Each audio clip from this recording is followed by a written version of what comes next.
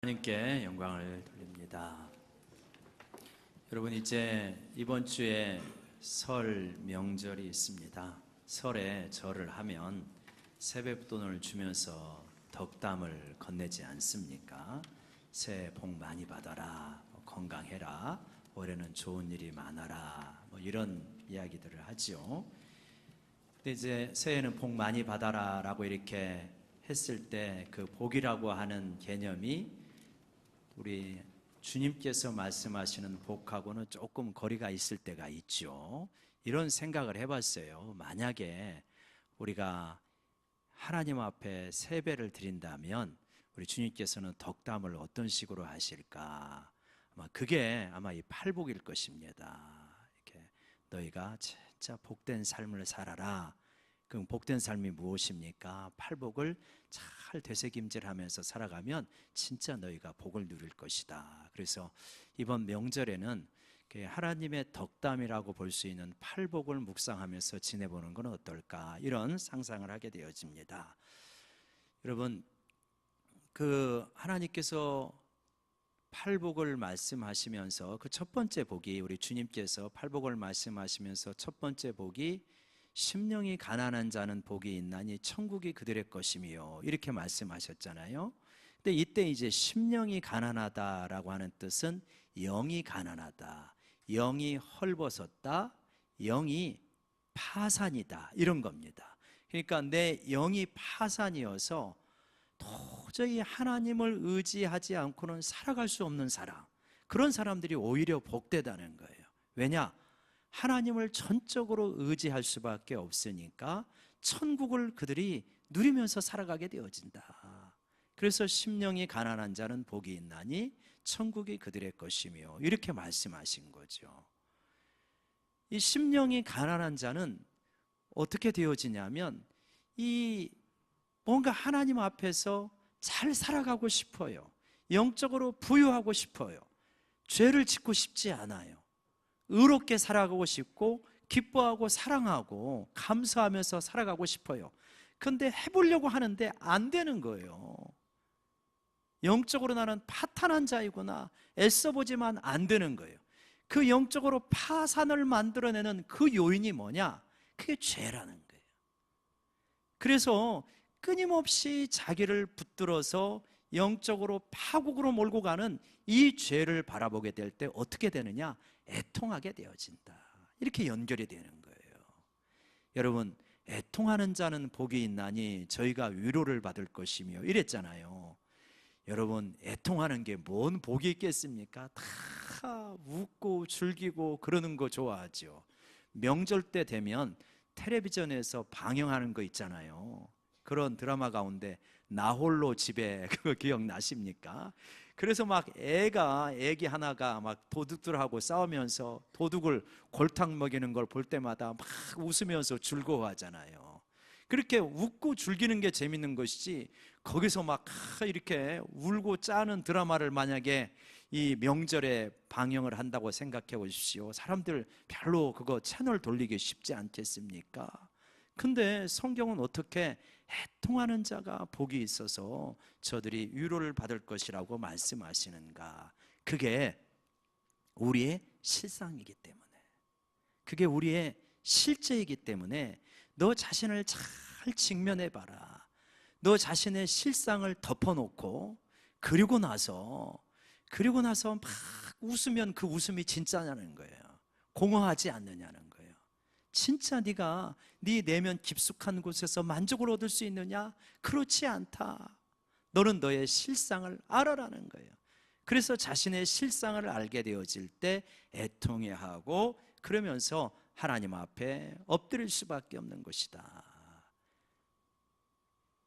작은 예로, 우리 실상을 아는 작은 예로 이런 게 있죠.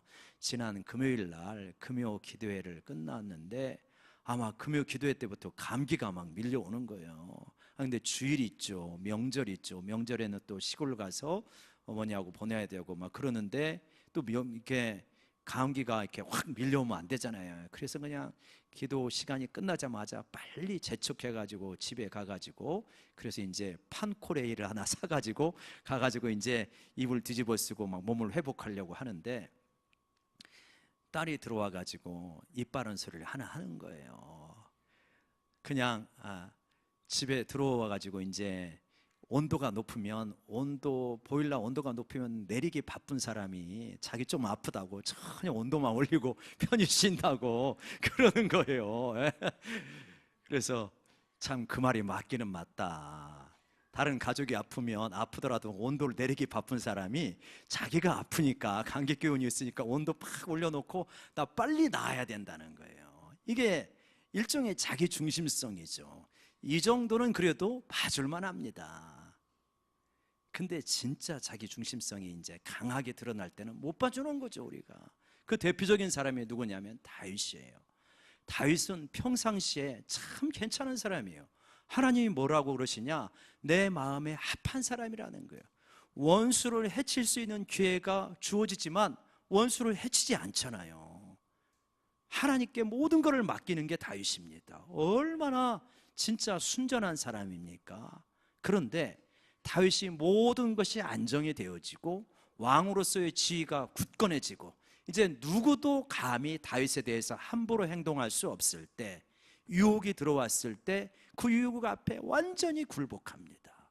그리고 나서는 충성스러운 부하 이 우리아의 아내 밧세바를 간음하고, 그리고 밧세바를 이제 이 임신한 것을 숨기기 위하여서 이 우리아를 전쟁터에서 불러왔지만 너무나 충성스러우니까 결국 어떻게 합니까? 우리아를 전쟁터에 보내가지고 죽게 만들지 않습니까? 무시무시한 죄를 지은 거예요. 다윗은 자기가 그런 사람인지 몰랐어요. 자기는 참 괜찮은 사람이라고 아마 스스로 영적인 자부심을 가지고 있었을 거예요. 그러나 우리아와 밧세바의 사건을 경험하고 나서 아무리 덮으려고 해도 덮어지지가 않는 거예요. 양심의 가책이 있는 거예요. 그때 선지자 나단이 와서 이야기를 했을 때 결국은 다윗이 뭐라고 합니까? 시편 51편에서 뭐라고 그러냐면, 나의 어머니가 죄 중에 나를 잉태하였구나. 그래서 나는 태어나기를 죄인으로 태어났고 죄성을 강하게 가지고 태어난 사람이라는 거예요. 그동안 그것을 잘 억누르면서 싸우면서 순종하면서 잘 살아왔는데, 막상 기회가 되어지자 그 무서운 죄성이 확 드러나는데 자신도 감당하지 못할 만큼 죄가 드러나는 거예요. 그래서 그러한 자신의 이 죄에 대해서 눈물을 흘리며 이 눈물로 침상을 띄웠다라고까지 고백하지 않습니까? 이게 우리의 죄악된 모습이다. 여러분, 우리 자신을 직면하게 때 이러한 모습을 보게 됩니다. 저는 깨달아요. 제 마음속에 분명히 하나님의 말씀에 순종하고 싶은 열망이 많아요. 하나님을 잘 믿고 따라가고 싶은 마음이 많은 거예요. 그런데 다른 한편 어떻습니까? 다른 한편 내가 순종하기 싫을 때는 순종을 안 하고 싶은 거예요. 내가 꼭 그렇게까지 순종을 해야 됩니까, 하나님? 이런 마음이 드는 거예요. 이 사이에서 막 갈등하잖아요. 갈등하다가 죄에게 굴복하고 나면 어떻습니까, 여러분? 죄에게 굴복하고 나면 말할 수 없는 탄식이 우리 마음속에서 밀려오는 거예요.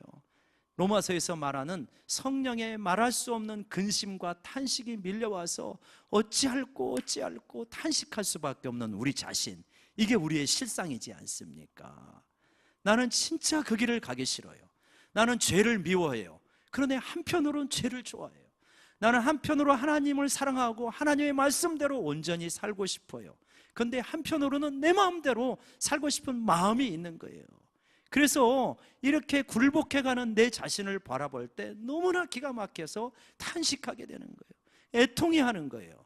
그래서 그러한 모습을 붙들고 하나님 앞에 기도하게 될 때 십자가를 보게 되어집니다. 그러면서 내가 정말 애쓴다고 해서 죄를 극복할 수 있는 인물이 못 되는구나.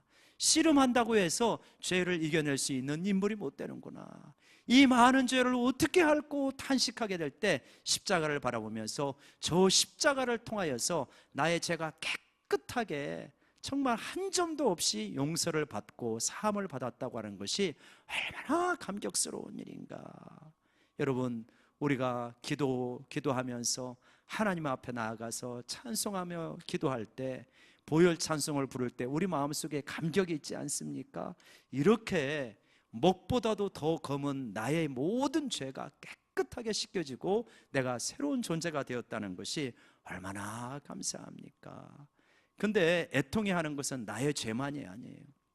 우리 가족의 죄, 또 우리 공동체의 죄, 우리 민족의 죄, 이러한 우리 인류의 죄, 이 세계를 바라보면서 얼마나 우리들이 욕심이 많은지 저는 이제 가끔 그런 걱정을 하는데, 요즘은 이제 환경에 대한 것들을 많이 생각하지 않습니까? 명절이 지나고 나면 아파트에 이제 재활용 쓰레기들이 나오잖아요. 저는 삼익 2차에 사는데 진짜 많이 나와요. 엄청나게 나와요. 엄청나게. 조금 과장해서 산더미만큼 나와요. 아니, 그 삼익 2차 이게 우리 200 몇십 세대인가 그렇거든요. 이 정도에서 이렇게 많이 나오면 도대체 전국에서 저게 얼마나 나올까? 스트로폴이 막 얼마나 많이 나오고 박스가 얼마나 많이 나오고 그런 거 다 보시잖아요. 저 큰일이다, 큰일. 저거 다 어디로 가냐 도대체. 우리 작은 아파트에서 그러니 평택에서는 얼마나 나오고 대한민국에서는 얼마나 나오고 세계에서는 얼마나 나오겠습니까? 그게 다 정말 꼭 필요한 쓰레기도 있겠지만 욕심이 만들어낸 쓰레기가 너무 많은 거예요. 이게 이제 아마 우리는 이것 때문에 많은 값을 지불해야 될 거예요. 아마 이런 거는 지금 당장은 아니더라도 얼마나 또 많은 욕심 때문에 우리 주변에 아픔과 상처를 주는 경우들이 있습니까? 우리 자신의 이러한 작은 욕심 때문에도 이 주변에 상처를 주지만, 인류를 이렇게 펼쳐놓고 생각해 보면 얼마나 많은 악과 죄 때문에 많은 사람들이 기가 막힌 정말 이러한 아픔 속에서 살아가는지. 저는 최근에 제네시스라고 하는 그러한 어떤 이 다큐멘터리 같은 거를 보았는데, 유명한 사진 작가의 이야기더라고요. 살가동가 하는 그런 유명한 남미 출신의 사진 작가가 있는데, 인간에 대한 따뜻한 마음을 가지고 사람에 대한 사진을 계속 찍어갔던 사람이에요. 그런데 이제 전쟁터에 가가지고 아프리카에 가가지고 이 수많은 그러한 그 욕심 때문에 희생당하는 그러한 사람들의 사진을 찍다가 너무나 지쳐가지고, 인간의 야만성 때문에 자기의 권력과 자신의 어떤 이익을 위하여서는 수많은 사람을 해쳐가는 그 인간의 야만성 때문에 너무 자기 영혼이 상처를 받았다는 거예요. 그래서 더 이상 도저히 사진을 찍을 수 없어서 고향으로 돌아가서, 그래서 이제 나무를 심는 그런 어떤 영화 다큐멘터리더라고요. 그걸 보면서 정말 마음속에 너무, 여러분 우리가 보았던 그 난민 사진들 있잖아요. 그 상당히 많은 수를 그 사람이 찍었더라고요. 그러면서 그걸 보면서 인간의 뿌리 깊은 인류 속에 있는 그 야수성, 그 죄악성, 그거를 바라보게 될 때 우리가 주님의 마음을 깨닫고 애통하게 되어지고, 그렇게 애통하게 될 때 여러분 하늘의 위로를 받게 되어지는 줄로 믿습니다. 여러분, 우리의 죄악, 나의 죄악과 인류의 죄악에 대해서 주님을 바라보면서 애통하게 될 때 어떤 역사가 일어나냐? 하늘의 위로가 임하는 거예요. 여러분, 찬송가에 보게 되면 144장 한번 보실까요? 예수 나를 위하여 십자가를 질 때 세상 죄를 지시고 고초 당하셨네. 3절과 4절을 보면 피와 같이 붉은 죄 없는 이가 없네. 십자가의 공로로 눈과 같이 되네. 아름답다 예수여 나의 좋은 친구. 예수 공로 아니면 영원 형벌 받네. 예수님의 공로가 아니면 영원히 형벌을 받을 수밖에 없는 우리의 모든 죄, 우리의 이 실상을 직면해 놓고 보니까 너무 악한데, 그 모든 죄를 예수님께서 십자가에서 다 짊어지셨구나, 이거를 깨닫게 될 때 우리 주님 앞에 찬양하게 되어지는 것입니다. 여러분, 144장 3절과 4절을 우리 같이 한번 찬양할까요?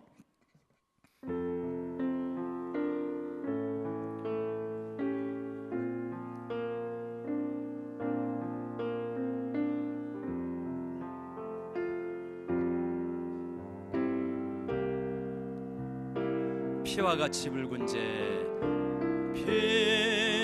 피와 같이 붉은 죄 없는 이가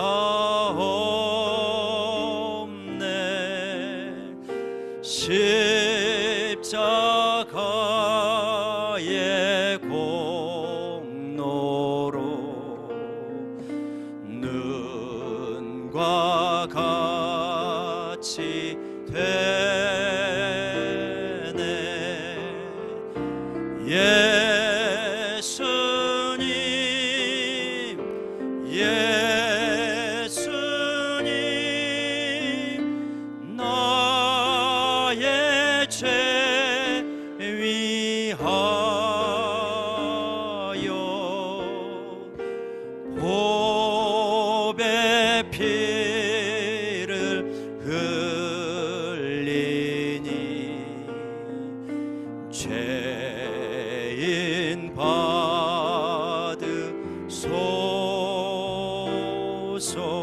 아름답다, 아름답다 예수여. 나의 좋은 친구 예수 공로 아니면 영원 영벌 받네.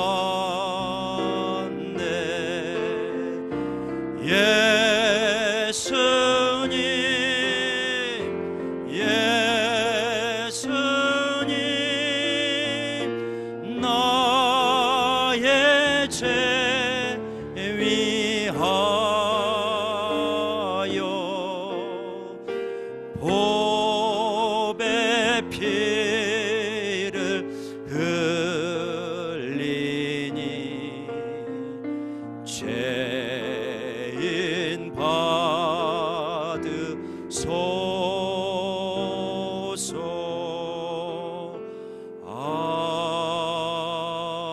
아멘. 여러분, 복이 무엇입니까? 마음껏 웃고 즐겁게 사는 것도 복이겠지만 진짜 복은 뭐냐면 내 실상을 바라보고 내 죄악됨을 바라보고 애통해 할 때 하늘로부터 임하는 위로가 우리의 복인 줄로 믿습니다. 이렇게 자기의 죄에 대해서 애통해하는 사람에게는 놀라운 역사가 일어나는데, 뭔 역사가 일어나냐면 온유해지기 시작합니다. 온유해져요. 온유하다는 것이 무엇이냐? 온유하다는 것이 유순하다든가 그런 것만을 말하는 것이 아닙니다. 남의 뜻에 잘 따라간다는 것을 말하는 것이 아니고, 온유하다고 하는 것은 뭐냐면 야생말을 잘 길들여서 주인의 뜻에 합당하게 쓴다는 게 온유하다는 거예요. 그 대표적인 사람으로 누구를 듭니까? 모세를 들잖아요. 모세가 민수기 12장에 보면 이런 장면이 나옵니다. 모세가 너무 백성들한테 인기가 좋으니까 그 형제인 아론과 미리암이 모세를 비난하는 거예요. 뭐라고 비난하냐면, 야, 하나님이 모세하고만 이야기하냐? 우리하고도 이야기해. 그러면서 모세를 비난합니다. 그때 모세가 어떻게 됩니까? 한마디도 대꾸를 하지 않습니다. 그러자 그러한 모세를 바라보면서 하나님이 모세를 평가해 주는 표현이 있어요. 그게 민수기 12장 3절이죠. 뭐라고 합니까? 한번 따라 볼까요? 모세는 그 온유함이 온 지면에 승하더라. 옛날 개혁판이죠. 이 표현이 더 뭔가 음미할 만한 가치가 있어요. 모세는 온유함이 온 지면에 승하더라. 온 지면에 있는 어떤 사람들보다도 모세가 온유하더라. 여기서 여러분, 이 온유함이 뭘 말하는 것 같습니까? 남의 평판, 비난에 대해서 연연해하지 않고 죽었더라. 이 말이 온유하다는 거예요. 남의 평판이나 비난에 대해서 여러분 어떻습니까? 얼마나 우리가 민감하게 살아갑니까? 근데 모세는 남의 평판이나 비난에 대해서 연연해하지 아니하고 그냥 주님 앞에서 침묵을 지키고 살아가더라. 어떻게 이게 가능하냐? 자신의 죄에 대해서 애통해하고 죽었기 때문에 누가 비난을 하더라도 그거에 대해서 그렇게 민감하게 반응하지 않더라는 거예요. 여러분, 우리가 가족들이 모였을 때, 명절에 가족이 모이는데, 가족이 모이면 즐겁고 서로 격려하고 축복하고 덕스러운 이야기가 많은 게 좋잖아요. 근데 꼭 그런 것만 아니잖아요. 비교하고 경쟁하고 뒷말했다고 싸우고 시비 걸고, 명절 지나고 나서 다시 전화 돌려갖고 동서 진짜 이런 말 했어 안 했어? 뭐 이러고. 에? 왜 그렇게 막 힘들어합니까? 누가 한마디 말하면 나를 어떻게 바라보고 그러지? 나에 대해서 어떻게 생각하는 거야? 나는 그런 대접을 받을 사람이 아닌데, 이런 마음이 너무 많은 거예요. 그래가지고 얼마나 많은 삶의 에너지가 낭비가 되는지 몰라요. 행복하고 자꾸 거리가 멀어지는 거예요. 물론 쉬운 일이 아니죠. 나의 평판에 대해서 죽는다는 거 진짜 어려운 일이죠. 근데요, 인생의 비극이 여기서부터 시작이 되어져요. 이 자아가 처리가 안 돼가지고 참 인생을 힘들게 사는구나, 고통스럽게 사는구나. 제가요, 온유한 자는 복이 있나니 그들이 땅을 기업으로 받을 것이며, 이 말씀을 묵상하면서 한 주간을 보내면서 이제 산책을 하고 있는데, 어디 산을 산책을 하고 있는데 갑자기 그 생각이 떠오르는 거예요. 30년 전에, 지금부터 한 30여 년 전에 제가 대학교 4학년 때 저의 진로 문제를 놓고 충현 기도원에 가가지고 금식하며 기도한 적이 있었거든요. 그러면서 그때 기도하면서 산길을 걸으면서 하나님 정말 내 앞길을 인도해 달라고, 그러면서 하나님의 뜻이면 무슨 길이든지 가겠습니다, 그러면서 그렇게 기도했던 기억이 그 산길에서, 산길이라는 공통점 속에서 딱 떠오르는 거예요. 그러면서 그렇구나, 내가 그때 금식하면서 기도했지만 기도 잘못했구나. 진짜 이 복음을 깨달았다면 지난 30년간 훨씬 내가 행복하게 살았을 텐데. 근데 입술로는 분명히 그때도 기도했어요. 하나님, 하나님의 뜻이면 무엇인지 따르겠습니다. 내 인생의 주권을 하나님께 맡깁니다. 내 인생의 핸들을 잡아주세요. 나는 하나님만 믿고 나가겠습니다. 분명히 입으로는 그렇게 기도했어요. 근데 지나놓고 보니까 그런 마음이 1%도 없었던 건 아니에요. 일부 있었겠죠, 분명히. 근데 이 마음의 중심에는 훨씬 더 중요한 부분에, 훨씬 더 깊은 부분에 차지하고 있는 것은 이거였더라고요. 하나님, 당신의 도움으로 나 성공해야 돼요. 당신의 힘으로 내가 얼마나 괜찮은 사람인지를 내가 주변에 입증해야 됩니다. 하나님 도와주셔야 돼요. 나 금식하면서 기도하고 있잖아요. 이 나이에 금식하는 사람 많지 않아요. 하나님 아시죠? 나 도와주셔야 돼요. 나 잘 돼야 돼요. 하나님 도와주셔야 돼요. 이 마음을 가지고 그때는 몰랐는데 지금 와서 보니까 그게 그렇게 굉장히 강하게 자리를 잡고 있더라고요. 30년의 삶을 뒤돌아보니까 그렇더라니까요. 근데 제가 만약에 타임머신을 타고 그때 저에게 가가지고 신방을 한다면, 야, 너 그렇게 기도하는 거 아니야. 금식이 중요한 게 아니고 진짜 너의 자아 좀 처리해.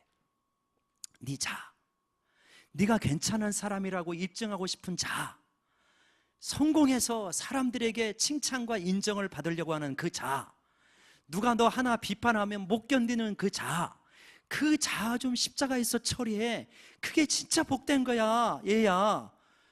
그렇게 하면 네가 훨씬 하나님 앞에서 복된 삶을 사는 거야. 제가 그냥 그 산에서 기도하다가 그때 거기로 가고 싶더라니까요. 가가지고 신방해가지고 그 말 좀 해주고 싶어. 그 말을 해가지고, 그래가지고 30년 동안 제가 그 자아가 처리되고 주님에게 내 인생의 주도권을 진짜 맡기고 주님이 원하신 대로 살았더라면 이 30여 년의 세월이 얼마나 내가 하나님 앞에서 풍성하게 살 수 있었을까. 너무 안타까운 거예요. 안타까운 거. 그러면서 이 안타까움을 우리 젊은이들에게, 성도님들에게 전하고 싶은 거예요. 우리 성도님들도 그와 똑같은 마음으로 금식하며 부르짖으며 간절하게 기도할 수 있어요. 하나님, 나 좀 도와달라고. 근데 진짜 우리의 근본 문제는 뭐였느냐? 물론 저 같은 경우에 진로, 하나님의 주의 길을 갈까요? 취업을 할까요? 유학을 갈까요? 이게 저한테는 굉장히 시급한 거였죠. 그게 굉장히 중요했지만 네가 어떤 길을 선택하든 간에 진짜 중요한 거는 네 자아의 처리더라. 네가 진짜 네 자아를 십자가에 못 박고 주님이 너의 진정한 인생의 주인이 되어서 그분에게 인생을 맡기겠느냐? 여러분, 그렇게 되면요, 인생이 놀랍게 편안해지고 자유로워지고 풍성해진다는 걸 믿으시기 바랍니다. 이게 참 놀라운 이 복음의 세계인데, 너무 오랫동안, 물론 전부 그랬던 건 아니죠. 부분적으로 자유롭게 했던 시간도 있지만 상당히 오랜 시간 동안 너무 힘든 거예요. 내가 내 인생을 살아가려고 하니까. 그리고 누가 비난하고, 나는 인정을 받아야 되는데 비난하고 이 책망하고 그러면 못 견디는 거예요. 자아가 처리가 안 돼서. 온유한 자는 어떤 사람이냐? 자기의 죄악됨을 깨닫고 십자가에서 자아가 처리된 사람, 십자가에서 자기가 죽은 사람입니다. 그래서 평판에 그렇게 연연해하지 아니하고 비난에 그렇게 연연해하지 않는 법을 배워가는 사람이 온유한 자입니다. 그러면 그 온유한 자가 누리는 복은 뭐라고 합니까? 땅을 기업으로 얻게 되어진다. 땅을 기업으로 얻는다는 말이 무슨 말입니까? 부동산을 소유한다는 말은 아니잖아요. 땅을 기업으로 얻는다는 말은 무슨 말이냐면, 영원한 하나님 나라가 결국 우주 가운데 이루어지게 되는데 그 하나님 나라를 소유하게 된다는 말입니다. 하나님 나라의 상속자가 되어진다는 말이에요. 땅을 기업으로 얻는다는 말은. 그러니 얼마나 놀라운 축복입니까? 여러분, 그런데 이 애통해 하는 것도 그렇고 온유한 것도 그렇고 이게 쉽지가 않잖아요. 그러니까 애통해 하는 길은 어떤 길이냐면, 주님을 자꾸 바라보고 주의 말씀에 비추어서 내 자신을 보게 되어질 때, 그럴 때 이제 애통함이 생기기 시작합니다. 온유함은요, 마찬가지입니다. 주님을 바라보고 주님과 동행하기 시작하면 온유함이 생겨요. 내 죄의 애통함을 깨달으면서 온유함이 생기기 시작합니다. 여러분, 우리가 이 자아라고 하는 것이 평생 동안 붙들고 살아가는 건데, 이 자아 포기와 자아와의 결별이 쉽겠습니까? 결코 쉽지 않죠. 오랫동안 씨름해도 쉽지 않은 거예요. 그런데 언제 이 자아와 결별이 이루어지냐면, 진짜 자아보다 더 소중한 것을 알게 되어질 때 자아와 결별이 이루어집니다. 왜 중고등학교 시절에 우리 남자들은 친구처럼 중요한 게 없잖아요. 뭐 의리로 살고 뭐 친구처럼 중요한 게 없잖아요. 근데 이 친구가 그렇게 중요하고 좋은데, 이 친구가 그렇게 중요하지 않아지는 때가 있습니다. 언제입니까? 대학을 들어가고 혹은 직장에 들어가서 여자친구가 생기기 시작하면요, 남자친구는 찬밥 신세입니다. 왜냐? 아무리 좋은 고등학교 친구들도 여자친구보다는 못한 거예요. 그러면 비겁한 놈, 배신자, 이런 이야기들을 자기들끼리 하긴 하지만 그게 너무나 당연한 거예요. 너무 좋은 것을 깨달으면 덜 좋은 것이 멀어지게 돼 있어요. 마찬가지예요. 주님을 바라보고 주님과 동행하고 주님의 은혜를 받기 시작하면, 내가 이렇게 너무나 소중하게 섬겨왔던 자아, 나의 평판, 나의 가치, 나의 인정, 이거 아무것도 아니구나 하면서 내려놓는 작업들이 이루어지기 시작합니다. 내려놔지게 되어지는 거예요. 별로 중요하지 않은 걸 붙잡고 왜 이렇게 내가 고생했을까라고 생각이 드는 거예요. 내가 참 어리석었구나. 그러면서 부분적으로 내려놓기 시작하니까 너무 자유롭거든요. 하나님께 맡겨놓고 보니까 이렇게 자유로운데 왜 내가 그렇게 끙끙대고 다 끌어안고 혼자서 세상의 모든 고민은 다 끌어안고 하고 있었을까? 이런 것들을 생각하게 되는 거잖아요. 주님을 만나게 되어지고 주님과 동행하게 되어지면 그 어려운 자아와의 결별이 이루어지기 시작하면서 하늘나라를 기업으로 소유하기 시작합니다. 어떤 집사님이 있었대요. 제가 이 설교를 듣는데 어떤 분이 그런 이야기를 해주시더라고요. 어떤 집사님이 있었는데 이분이 기도 제목이 뭐냐면 자기가 들어간 직장의 복음화예요. 그러니까 굉장히 믿음이 좋은 집사님이죠. 남자 집사님인데. 근데 어느 날 회식 자리가 있었대요. 회식 자리가 있었는데 상무님이 술을 따르는 거예요. 그러면서 김대리 와서 술 한잔 받아. 그러니까 이 사람은 이제 직장 복음화를 위하여서 애쓰는 사람인데, 저 그리스도인이야 술을 안 먹습니다. 뭘 그래 나도 다녀 먹어 그러면서 이렇게 하는데 저는 진짜 안 먹습니다. 이제 그러니까 이 분위기가 받으라고 하는 상무님과 거절하는 김대리 사이에서 분위기가 자꾸 이게 실갱이가 되어지니까 그거를 보다 못한 이 박 과장이 이분이 이제 나서 가지고 야 이놈의 자식아 받으라면 받지 뭔 그렇게 말이 많어 그랬더니 저는 안 됩니다. 그러니까 박 과장이 성질이 좀 나빴는가 봐요. 성질이 나가지고 이 집사님의 뺨을 그 자리에서 탁 때린 거예요. 있을 수 없는 일이죠. 지금 같으면 옛날 이야기니까 그러지요. 지금 같으면 그런 일이 없겠지만 그러니까 막 이게 이제 뭐 그러니까 뭐 더 이상 그 자리에 있을 수 없고 그 자리도 파국이 돼버린 거죠. 그러고 나서 이제 집에 와서 분하고 속상하고 씩씩거리며 집에 왔어요. 그러면서 이제 끝이다. 직장하고 이제는 끝이다. 하나님 이러실 수가 있습니까? 그러면서 다음날 결건을 하고 기도원에 올라갔대요. 그러면서 하나님 앞에 눈물 흘리며 기도하는, 내가 직장 복음화를 위해서 그렇게 기도했는데 하나님 이러실 수가 있습니까? 막 그렇게 하는데 한참을 울면서 기도하는데 마음속에서 어떤 소리가 들려오기 시작하더래요. 너 그렇게 억울하냐? 안 억울하게 됐습니까? 주님 이럴 수가 있습니까? 너 그렇게 억울하냐? 나는 너를 위하여 십자가에서 죽기까지 그렇게 고통을 당했는데 너 그렇게 억울하냐? 주님이 그렇게 말씀하시면 우리는 뭐 항복이죠 뭐. 그 말씀이 들려오고 주님의 음성이 들려오면 그렇게 억울한 일도 사라집니다. 희한하게. 그죠? 그렇게 사라져요. 그러니까 주님의 응답을 받고 나니까 뭐 주님 앞에 드릴 말씀이 없어가지고 알겠습니다 하고 눈물을 닦고 그리고 다음 날에 정상적으로 출근했다 그래요. 그 이후에 복음화가 얼마나 이루어졌는지까지는 잘 모르겠습니다만 그 자체가 승리가 되는 거죠. 온유한 자가 되어서 자기의 자존심에 대해서, 평판에 대해서, 부끄러움에 대해서 죽고 나니까 하나님 나라를 기업으로 소유하게 되는 거예요. 여러분, 이번 명절을 어떻게 보내시겠습니까? 명절이 참 복되고 행복할 수 있다는 거예요. 우리의 소유나 지위나 어떤 환경이 아니라 정말 영적으로 얼마든지 너희들은 복되게 보낼 수 있다. 초대교인들을 생각해 보면 이들은 진짜 행복하게 보냈어요.